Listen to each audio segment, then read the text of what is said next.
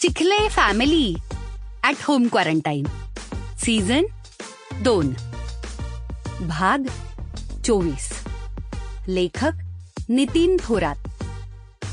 कुछ तो है. एवढ्या मोठ्या देवऋषाला ताप कसा काय येऊ शकतो रे? पण ए लका कोरोना आहे तो देवऋषी असला काय नाही तो मंत्री असला काय, कुणालाच सोडत नसतोय तू. अरे पण आत्ताशी फक्त ताप आलाय, कोरोना पॉझिटिव्ह असल्याचा रिपोर्ट नाही आला अजून. अरे पण तो 101% कोरोनाचा असणार.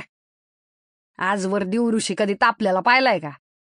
ऐ का काल तो नेमका चिखले फॅमिलीचा देवदेव करायला गेलता आणि त्याच रात्री त्याला ताप आला.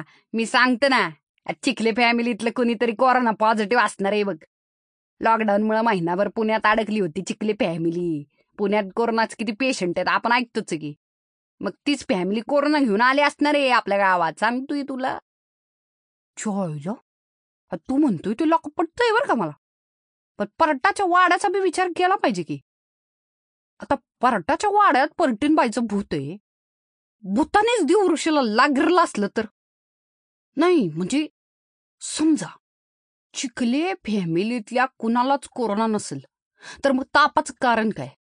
आजपर्यंत कधी देवऋषी त्या वाड्यात गेला होता का? पहिल्यांदाच तिथं देवदेव करायला गेला आणि तापला, मग तिथं भूत असणार असं बी म्हणाय पाहिजे की. हा लका. Sample complete. Ready to continue?